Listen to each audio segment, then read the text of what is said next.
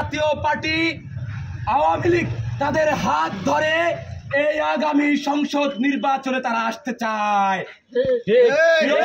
বন্ধুগণ, আমরা স্পষ্ট করে বলছি, এই অভ্যুত্থান হয়েছে একটা ফ্যাসিবাদের বিরুদ্ধে, যেখানে ছাত্র জনতা বুকের তাজা রক্ত ঢেলে দিয়ে বলেছে এই বাংলাদেশে ফ্যাসিবাদের কোনো স্থান হতে পারে না।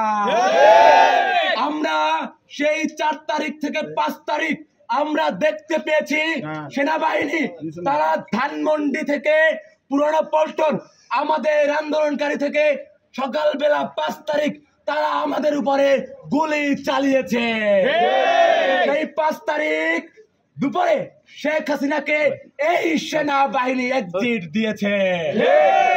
তারা আমাদের আন্দোলনের মুখে পড়ে চাপ সৃষ্টির পরে যখন গুলি দিয়ে বুলেট দিয়ে এই ছাত্র জনতাকে যখন ফিরাতে পারে নাই, তখন তারা বাধ্য হয়েছে হাসিনাকে এক্সিট দেওয়ার জন্য। আমরা স্পষ্ট করে বলতে চাই, সেই সেনাবাহিনীর নিকট 626 জন তাদের কাছে রয়েছে। আপনারা জানেন তাদেরকে গ্রেফতার করা হয়েছে? কেন হয় নাই? কারণ তারা একটা প্রতিবিপ্লব করতে চায়। সেই প্রতিবিপ্লবের নমুনা আজকে 24-এর নায়ক সেই 18 থেকে 24 পর্যন্ত এই ঘনে ধরা রাষ্ট্রের যখন কথা বলার মতো কেউ ছিল না, আমরা বিশ্ববিদ্যালয়ের শিক্ষার্থীরা আমরা রাজপথে থেকে আন্দোলন সংগ্রাম চালিয়ে গেছি।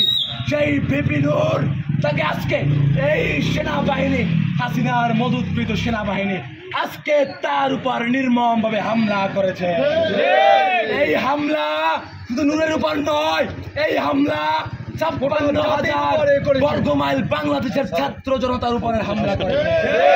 ছাত্র জনতা তাদের যে রক্ত দিয়ে স্বাধীন করেছি, এখন এই জাতীয়বাসী তারা পূর্ণ আবার দিতে আসতে আছে।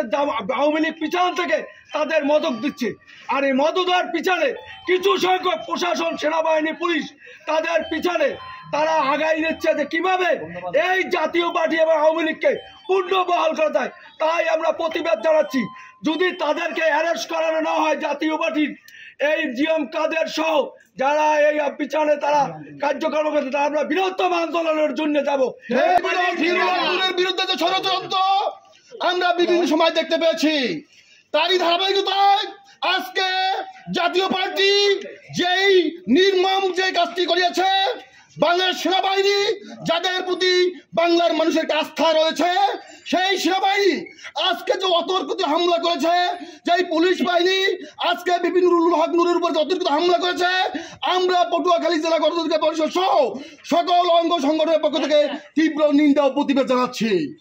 আমরা আগামী এই নির্বাচনে জাতীয় পার্টির নামক এই দলটিকে দেখতে চাই না। ঢাকা